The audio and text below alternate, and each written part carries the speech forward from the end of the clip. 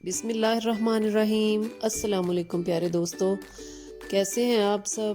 آپ دیکھ رہے ہیں ہوم سٹائل کوکنگ ود اسما، اور آج میں آپ کے لیے لے کر آئی ہوں بہت ہی مزیدار، بہت ہی یمی ریشے والے بیف شامی کباب کی ریسیپی۔ بہت ہی مزے کے بنتے ہیں، ہم بغیر کسی مشین کے بنائیں گے۔ آپ بھی ان کو ضرور ٹرائی کریں، اور میرے چینل پر نئے ہیں تو میرے چینل کو لائک شیئر اور سبسکرائب ضرور کر دیں، اور ویڈیو کو اینڈ تک ضرور دیکھیے گا۔ یہ میں نے 1 kg جو ہے بون لیس بیف لے لیا ہے، اس کو اچھی طرح سے دھو کے ڈرائی کر لیا ہے، اور یہ 1/2 kg میں نے چنے کی دال لی ہے، اس کو اچھے طریقے سے صاف کر لیا ہے۔ اب اس کو میں بھگو دوں گی تقریباً 2 گھنٹے کے لیے۔ جتنی دیر میں ہماری دال بھیگ رہی ہے اتنی دیر میں ہم گوشت کو گلا لیتے ہیں۔ یہ گوشت جو ہے اس کو میں کوکر میں ڈال دوں گی۔ بیف جو ہے کوکر کے بغیر بھی گل سکتا ہے، لیکن ہم اس کو کوکر میں گلا لیں گے تو ہمارا کام جو ہے وہ فٹافٹ سے ہو جائے گا، جلدی۔ یہ اس کے اندر میں نے 1.5 ٹیبل سپون اس کے اندر نمک ڈال دیا ہے، اور 1 ٹیبل سپون اس میں ریڈ چلی پاؤڈر ڈالا ہے، اور 1 مٹھی بھر کے لہسن کی ڈالی ہے۔ اب اس کو ہم بند کر دیں گے کوکر کو، اور تقریباً آدھے گھنٹے کے لیے اس کو رکھیں گے۔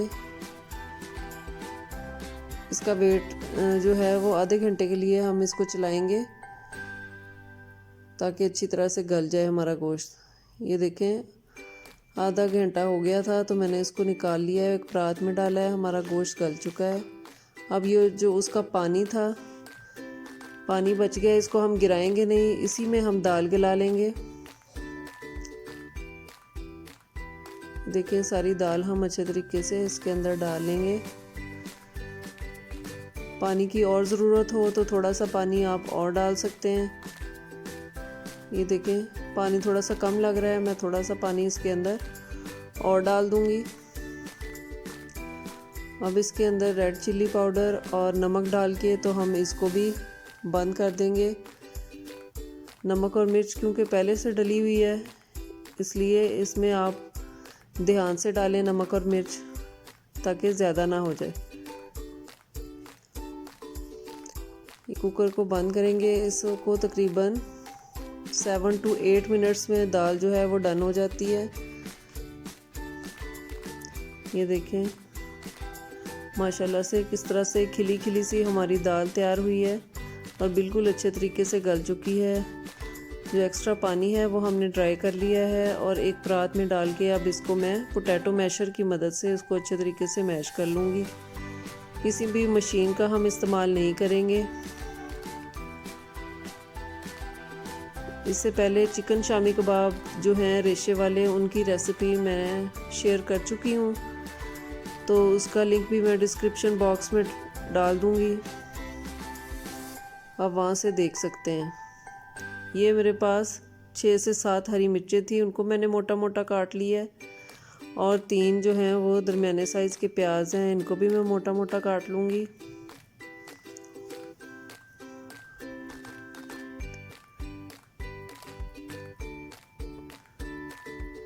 ان کو ہم ہینڈ چاپر میں ڈال دیں گے۔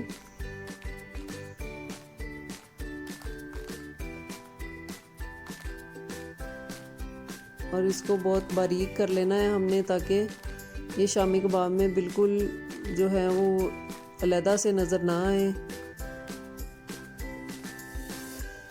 پیاز کا اور ہری مرچ کا ٹیسٹ جو ہے وہ شامی کباب میں بہت زبردست آتا ہے۔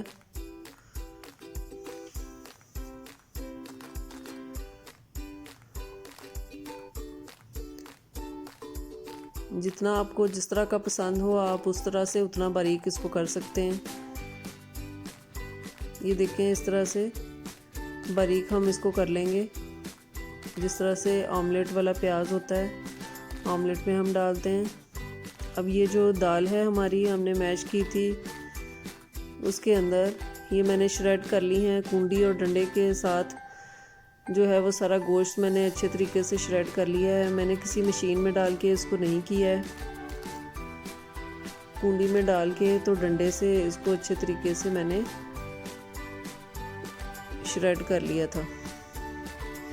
اب جو پیاز اور ہری مرچیں ہم نے چاپ کی تھی وہ اس کے اندر ڈال دیں گے۔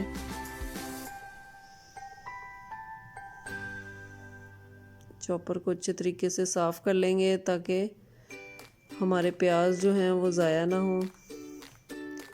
یہ سبز دھنیا ہے ایک گڈی، یہ میں نے اچھے طریقے سے دھو کے تو ڈرائی کر لیا تھا، اس کو کاٹ کے یہ ڈال دیا ہے۔ اب اس کے اندر تقریباً 3 ٹی اسپون میں نے خشک دھنیا پاؤڈر ڈال دیا ہے۔ یہ 2 ٹی اسپون اس کے اندر گرم مسالہ پاؤڈر ہے اور 1 ٹی اسپون اس میں زیرہ پاؤڈر ڈال دیا میں نے۔ 1 ٹی اسپون میں نے نمک ڈالا ہے۔ نمک کیونکہ ہم نے پہلے دال میں اور گوشت میں بھی ڈالا تھا، اس لیے نمک اور مرچ جو ہے وہ بہت ہی احتیاط سے ڈالیں۔ ان ساری چیزوں کو ہم اچھے طریقے سے ہاتھوں سے مکس کر لیں گے۔ یہ دیکھیں ہمارا مکسچر جو ہے وہ بالکل ریڈی ہے۔ اب اس کے ہم کباب بنا لیں گے۔ کباب آپ اپنی مرضی سے جس طرح کہ آپ کو پسند ہو، جس طرح کا سائز ہو اس طرح کا بنا سکتے ہیں۔ یہ دیکھیں کتنے ماشاءاللہ سے کتنے زبردست سے اور کلرفل سے ہمارے کباب بنے ہیں، اور ان کا ذائقہ بھی بہت ہی زبردست ہوتا ہے، بہت مزے کے بنتے ہیں کیونکہ اس کے اندر شریڈڈ جو ہے وہ گوشت ہے، اس کے اندر ہم نے اس کا قیمہ نہیں ڈالا ہے۔ اس طرح سے سارے ہم اس کے کباب بنا لیں گے۔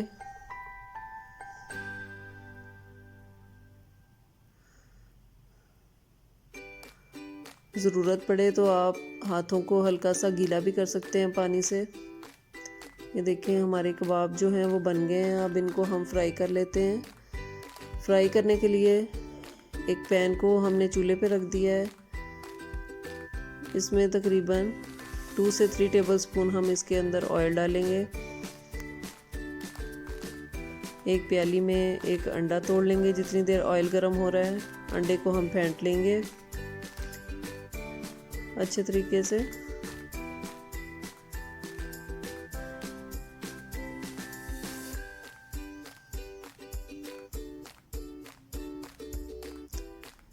انڈا ہم نے پھینٹ لیا ہے۔ اب اس کے اندر ایک ایک کر کے تو ہم باری باری سارے جو کباب ہیں وہ انڈے کے اندر ڈپ کر کے تو پین میں ڈال دیں گے۔ آئل ہمارا تقریباً گرم ہو چکا ہے۔ باری باری ہم سب جو ہیں وہ کباب جو ہیں وہ اس کے اندر ڈال دیں گے پین کے اندر،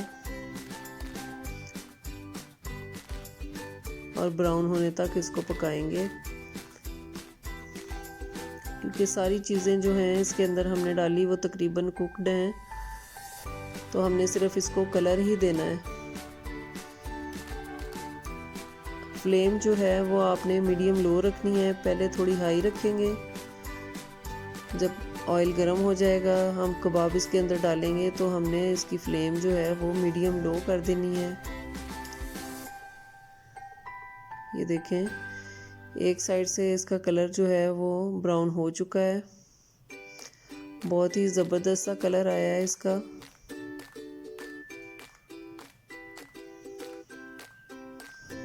یہ دیکھیں اب دوسری سائڈ جو ہے وہ بھی تقریباً براؤن ہو چکی ہے۔ کباب ہمارے تقریباً فرائی ہو گئے ہیں، تو ان کو ہم ایک ایک کر کے پلیٹ میں ٹیشو کے اوپر نکال لیں گے تاکہ وہ ایکسٹرا جو بھی آئل ہو تو وہ ایبزارب بھی کر لے۔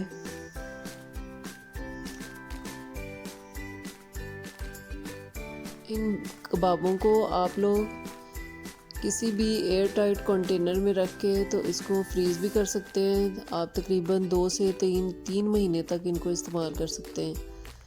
بہت ہی مزے کے اس طریقے سے بیف شامی کباب بنتے ہیں، ریشے والے، بہت ہی مزے کے، بہت ہی ڈیلیشیس۔ آپ بنا کے فریز بھی کر سکتی ہیں، کسی دعوت کے لیے بھی بنا سکتی ہیں، بہت مزے کے بنتے ہیں۔ بچوں کے لنچ باکس کے لیے بنا سکتی ہیں۔ تو آپ اس طریقے کو ضرور ٹرائی کریں۔ اگر آپ کو میری بیف شامی کباب کی ریسیپی پسند آئی ہو تو میرے چینل کو لائک شیئر اور سبسکرائب ضرور کر دیں اور بیل آئیکن کو ضرور دبائیں تاکہ آپ کو میری ریسیپی سب سے پہلے ملتی رہیں۔ اپنا اور اپنے گھر والوں کا بہت خیال رکھیں، مجھے اور میری فیملی کو اپنی دعاؤں میں یاد رکھیں۔ اللہ حافظ۔